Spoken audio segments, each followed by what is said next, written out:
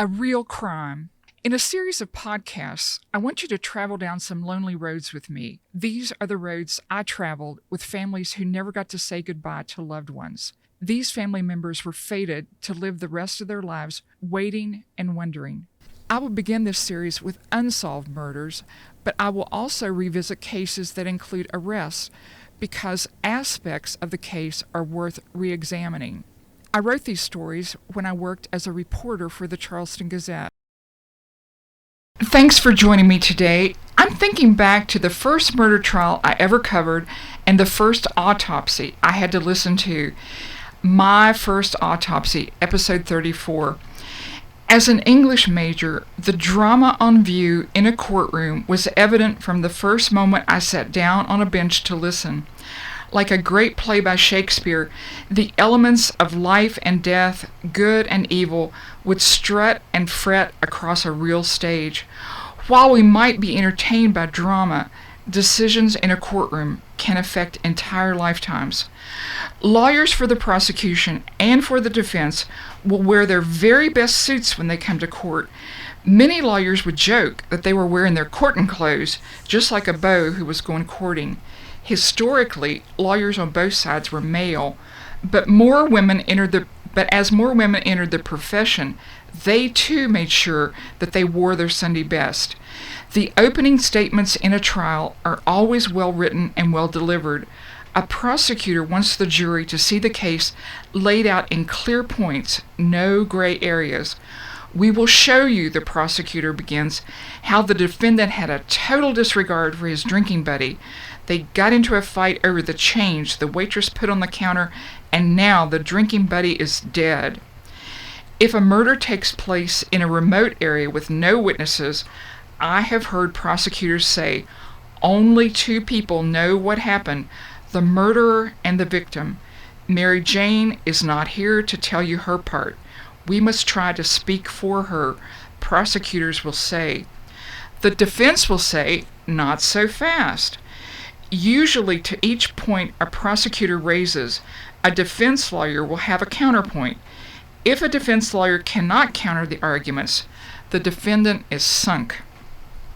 My first murder trial involved prominent people and politics, although I did not fully understand the politics at the time. I was young. I also did not count on the autopsy.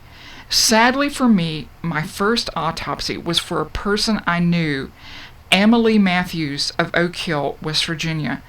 Until I covered her trial, I had no idea that a person's organs must be extracted, examined, and weighed. She worked as a school secretary. Her only daughter and one of my brothers went to school together. I knew her niece and her niece's family. An air of unreality settled over me. I could not take it in that someone I had seen often was taken to an operating table in the state medical examiner's office to be taken apart. I was not prepared to hear about what happened to her body as part of the legal process designed to show how she died. Let me explain the definition of an autopsy. It is both a medical and a legal proceeding. A doctor will dissect a body to determine the cause, the mode, and the manner of death. The doctor will also try to determine the time of death. Every item of clothing the victim was wearing or not wearing must be accounted for and reported. In her kitchen, Mrs. Matthews suffered 2 shots. One shot grazed her breast. The one to the back of her head was the fatal shot.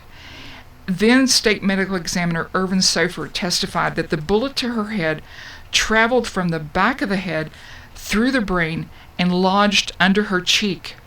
Sofer described the bullet's progress as a track, not a hole, through her brain. This still stuns me to think about.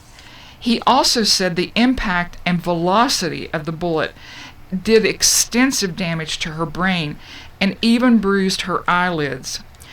I would not want to hear this happening to anyone, and I certainly did not want to hear about it happening to someone I knew. The only mercy, Sofer said, was that her death was instantaneous. The man who shot her also testified to her last words as she fled from him. "Oh my God," she exclaimed, he testified. The bullet Dr. Sofer extracted was then passed along to a firearms expert who would later testify about his conclusions after studying the bullet. As you can well imagine, all of this information about someone's death must be carefully examined and recorded. When a medical examiner, a toxicologist, a firearms expert, or anyone else who worked on the case comes to court, he or she must swear under oath that all the work was done correctly. Thankfully, in West Virginia, only one man lied under oath about his lab work.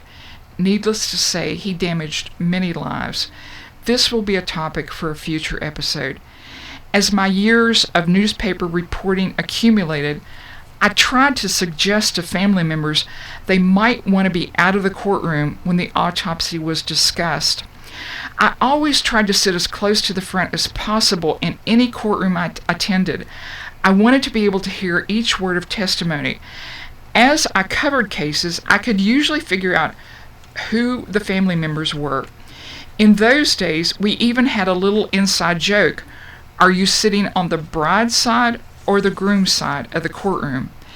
In one case, I soon realized I was seated directly in front of the victim's mother.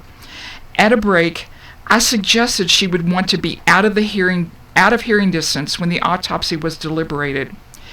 Without hesitating, she told me no. She wanted to hear every word about what happened to her son. I now realize that as hard as it was to hear, she wanted that knowledge. I can also say that in some other cases, family members have taken my advice and left the courtroom during the autopsy. Stay or go, I understand. There is no shame in leaving the room while the autopsy is discussed. God forbid that I am someday faced with this dilemma. I do not know if I would stay and listen or wait out in the hall. A murder trial is obviously hard on family members on both sides of the aisle. I remain amazed that victims' families can listen to any testimony. They must be running over countless what-ifs in their heads. It is also hard for family members of the accused. They hear people testify that their family member lied, stole, or killed. They hear them criticized for cruelty or stupidity. None of this is easy to endure. I've seen marriages that do not survive these proceedings. I've also seen siblings take sides. One group believes the victim and one side refuses. With a few exceptions, I'm glad to say I have witnessed many professionals in court do their difficult jobs well. Thanks to you for listening, to Tommy Siner for his always great work, and to Brenda Pinnell for her technical skills. Please join me next Wednesday for another episode of A Real Crime by Susan Williams.